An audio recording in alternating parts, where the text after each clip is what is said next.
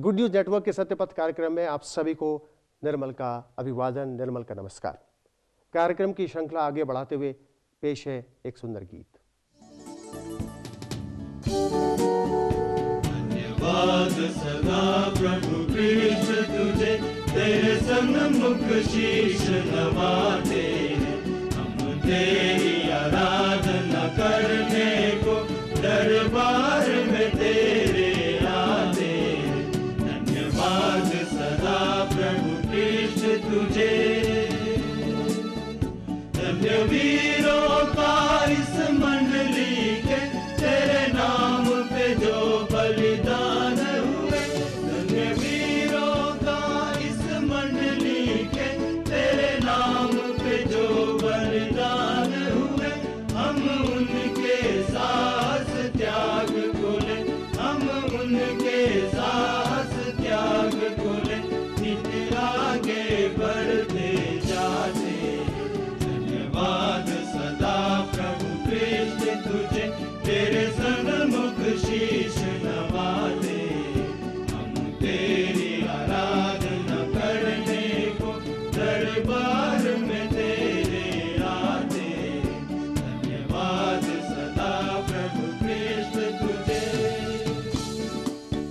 जिस क्रूस पे तेरा रक्त बहा, संसार के पापी जन के लिए। जिस क्रूस पे तेरा रक्त बहा, संसार के पापी जन के लिए। उस क्रूस ध्वजा से प्रेम तेरा, उस क्रूस ध्वजा से प्रेम तेरा, हम दुनिया में फैलाते हैं। धन्यवाद सदा प्रभु कृष्ण तुझे, तेरे सन्मुख शीश नवाते। हम तेरी आराधना करने को दरबार में तेरे आते। धन्यवाद सदा प्रभु कृष्ण तुझे।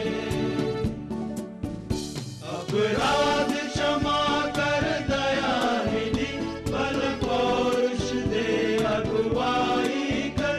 अपराध क्षमा कर दया निधि, बल पौरुष दे अगुवाई कर।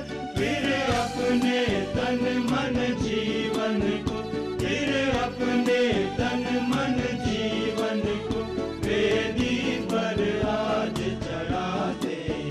धन्यवाद सदा प्रभु कृष्ण तुझे, तेरे सन्मुख शीश नवाते।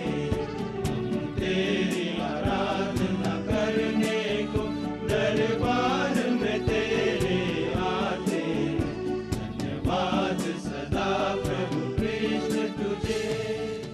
पवित्र शास्त्र बाइबल में यह लिखा है कि by grace is sufficient for you. यह कथन किसने किससे कहा? यह कथन प्रभु यीशु ने पौलुस से कहा कि मेरा अनुग्रह तुम्हारे लिए पर्याप्त है। हम किसी भी महकमे, किसी भी डिपार्टमेंट में काम करते हों, अगर हमारे सीनियर अधिकारी या हमारे मैनेजिंग डायरेक्टर की कृपा दृष्टि हमारे ऊपर बनी है तो ये बात तय है कि हमारी जिंदगी में हरियाली और खुशहाली काफी लंबे अरसे तक बनी रहेगी। इसी प्रकार से सृष्टि के मालिक की कृपा अगर हमारे ऊपर है तो ये बात निश्चित है, ये बात तय है कि हमारे जिंदगी का सफर आसानी से तय हो जाएगा। हमारी समस्याओं का हल हमें आसानी से उपलब्ध हो जाएगा। इस संदर्भ में डॉक्टर देवदास आपसे कुछ शेयर करना चाहते हैं। आइए सुनते हैं डॉक्टर देवदास के सुलझे हुए विचार। मित्रों, परमेश्वर पिता को फिर से एक बार धन्यवाद देते हैं कि हम एक दूसरे के साथ बातें कर सकते हैं और इस समय के लिए हम उसे धन्यवाद देते हैं। मैं आज आपसे कृपा के बारे में बात करना चाहता हूँ। परमेश्वर की कृपा, वो कृपालु है, दयालु है, अनुग्रहकारी है, सारी चीज़ें उसमें भरी हुई हैं। सृष्टि का कर्ता है, सारी चीज़ों को बनाया, हमें रखा, हम जीवित हैं उसकी कृपा से, उसकी मेहरबानी से। वो प्रेम करता है हमसे, उसकी कृपा हम पर है। कहते हैं एक लड़का एक साधु जी के पास गया और कहा कि महात्मा जी, परमेश्वर की कृपा को हमें समझाइए। उसने कहा ठीक है, मैं तुमको समझाऊंगा, लेकिन अभी नहीं, कल सुबह के टाइम मैं आऊँगा भिक्षा लेने, उस समय तुम मुझे भिक्षा देना और मैं तुम्हें उसके कृपा के बारे में पूरा बताऊंगा। ठीक है। अब लड़का बड़े बेसब्री से इंतजार कर रहा भाई कि सुबह कब होगा और साधु जी कब आएंगे और मेरे प्रश्न का उत्तर मिलेगा। वो जिज्ञासु था, जानना चाह रहा था। तो उसने कुछ अच्छी अच्छी चीज़ें तैयार करके रखा कि साधु जी को दूंगा। जैसे साधु जी अपना कटोरा लेके आए तो उसने डालने को किया और वापस ले लिया। बोले क्या हो गया? तो बोले महात्मा जी एक मिनट, वो कटोरा मेरे को दीजिए, मैं साफ करके लाता हूँ, इसमें कंकड़ है, गोबर भी दिखाई दे रहा है, कचरा भी दिखाई दे रहा है, इसको मैं साफ करके लाता हूँ और आपको ये सारी अच्छी अच्छी चीज़ें मैं जो रखा ये मैं आपको दूंगा। साधु जी ने बोला अब मेरे को भिक्षा नहीं चाहिए, मेरा पर्पस, मेरा उद्देश्य सॉल्व हो गया है। कैसे? कि यही चीज़ है बेटे, जब तुम्हारे हृदय रूपी कटोरे में मलिनता है, गंदगी है, जब तक तुम इसको साफ नहीं करोगे तो ये कृपा रूपी दान तुम्हारे अंदर में नहीं आ सकता है। यदि तुम्हें चाहिए तो अपने दिल को निर्मल करना पड़ेगा, साफ करना पड़ेगा। मेरे अजीजों, मेरे प्रिय लोगों, एक बात याद रखना, जब हमें उसकी कृपा को देखनी है, हम उसकी कृपा चाहते हैं, तो हमारे हृदय को हमें साफ रखना पड़ेगा, हमारे उद्देश्यों को साफ रखना पड़ेगा, और बिना किसी द्वेष भाव के जब हम निर्मल हृदय लेकर उसके पास जाएंगे तो अपरंपरार रूप से वो हमें देने के लिए तैयार है। वो खाली देने वाला खुदा है, खाली देने वाला खुदा है, लेने वाला खुदा नहीं है। क्योंकि जैसे देखिए, बाइबल के एक अंश में आपको पढ़ के सुनाता हूँ, शायद बहुत लोगों को मालूम भी रहता है कि ये बाइबल धर्मशास्त्र में क्या लिखा है। कुछ कुछ चीज़ें ऐसी हैं जो कि कई जगह लिखी भी रहती है। जैसे मांगो तो तुम्हें दिया जाएगा, मत्ती रचित सुसमाचार करके एक नए नियम की पहली पुस्तक है, इसमें इसके 7वें अध्याय में उसके 7वें वचन में ऐसा लिखा है, मांगो तो तुम्हें दिया जाएगा, ढूंढो तो तुम पाओगे, खटखटाओ तो तुम्हारे लिए खोला जाएगा। मतलब क्या है? जब मैं मांगूंगा तो मुझे मिलेगा। मतलब मेरे परमेश्वर चाहता है कि मैं कुछ करूं, आप कुछ करें, उससे मांगो। और खाली ऐसा है कि बैठे रहोगे तो बैठे रहोगे, नहीं मांगोगे तो क्या होगा? नहीं मिलेगा। वैसे ही ढूंढो तो पाओगे, कोई चीज खो गया तो ढूंढो। अरे भाई, कहते हैं कि एक बूढ़ी औरत थी, वो सड़क के वो फेडलाइट के नीचे वो कुछ खोद रही थी, बाकी मोहल्ले के लड़के भी जुड़ गए। क्या हो गया? तो बोले बेटा तेरे को मालूम है एक सुई है मेरे पास, उससे गुदड़ी सीती हूँ और कमाती हूँ, वो सुई कहीं गिर गया, उसको खोज रही हूँ, वो नहीं मिलेगा तो मेरा आज का धंधा बंद हो जाएगा। सब खोजने लगे। एक लड़का उससे पूछा, कहाँ गिरा माँ, ये तो बता। तो बोले सुई तो घर में गिरा है। तो घर में गिरा तो यहाँ क्यों खोज रही? बोले वहां बत्ती नहीं है, यहाँ बत्ती है तो खोज रही हूँ। उसको मिलेगा क्या? नहीं मिल सकता। मेरे अजीजों, वहीं खोजो जहां मिल सकता है। मेरा कहने का मतलब ये है, हमको खोजना वहीं पर है जहां पर हम उसे पा सकते हैं। बोलते ढूंढो तो तुम पाओगे, खटखटाओ। जब तक आप किसी दरवाजे में जाके कॉल बेल नहीं बजाओगे, खटखटाओगे नहीं, आवाज नहीं दोगे, तो कौन खोलेगा? कोई नहीं खोलेगा। किसको मालूम आप आगे हो? गर्मी के दिन है तो दोपहर में जाके देखो सब बंद रहता है, रात में समय चले जाओ सब बंद है, किसको मालूम? लेकिन मैं कॉल बेल बजाऊंगा, मेरे स्वयं के घर में भी मुझे जाना है, तो जब सब बंद है कॉल बेल बजाऊंगा या खटखटाऊंगा, तब कोई आके, मेरे बच्चे या पत्नी आके दरवाजा खोलती मैं अंदर जा सकता हूँ। वैसा ही प्रभु चाहता है कि उसके दरवाजे को खटखटाए। वो ऑलरेडी हमारे दरवाजे को खटखटाता है। प्रकाशित वाक्य जो आखिरी पुस्तक है उसमें लिखा है, दिल के दरवाजे पे खटखटा रहा है, हमको ताड़ना दे रहा है, आवाज दे रहा है कि खोलो, तुम सिर्फ खोलो और मैं तुम्हारे अंदर में आ जाऊंगा। इससे बड़ी कृपा और क्या हो सकती बताइए? वो दयालु है, कृपालु है, और उसकी ओर से मनुष्यों के लिए जो कुछ किया जा सकता उसने किया, ताकि उसके उस अनुग्रह से हम मुक्ति पा सके, जिसको बोल सकता हूं। और ये सारी चीजें मिलकर एक नाम को बताना चाहे तो वो है यीशु। यीशु जो है हमारे लिए सब कुछ है। होशे की पुस्तक में भी लिखा है कि तुम कृपा और न्याय के काम करो, कहता है। और आगे कहता है, कृपा सच्चाई हृदय में लिख लो। कृपा को और सच्चाई को हृदय में तुम लिख लो। जैसे देखिए, एप्लीकेशन देते हैं ना भैया अपन कहीं नौकरी के लिए या छुट्टी के लिए, जब मैं एप्लीकेशन देता हूं तो मुझे 3 दिनों का आकस्मिक अवकाश देने की कृपा करें, लिखते हैं कि नहीं लिखते? उनसे हम कृपा मांग रहे हैं, मतलब मेरे छुट्टी मेरी है और उनसे मांग रहे हैं कि मैं उस पर कृपा करो और मेरे को आप छुट्टी दो, और उन्होंने दिया। ये सब चीजें जो है प्रभु यीशु मसीह के लिए हम लागू करके देखें, परमेश्वर के लिए देखें, तो वो खाली देने वाला है, लेने वाला नहीं है। देखो भैया, सौदा किसको कहते हैं? लेन देन को, एक ट्रांजैक्शन बोलते हैं ना, सौदा। जैसे मैंने पैसा दिया, आपने 1 किलो तौल के अनाज दिया, सब्जी दिया, जो भी दिया, उसमें क्या है? मैंने आपको पैसा दिया, आपने मुझे सामान दिया, आपने मुझे पैसा दिया, मैंने आपको सामान दिया, लेन देन हुआ। ये नहीं, कृपा जो है एक तरफ का, उसने दिया और लिया कुछ नहीं।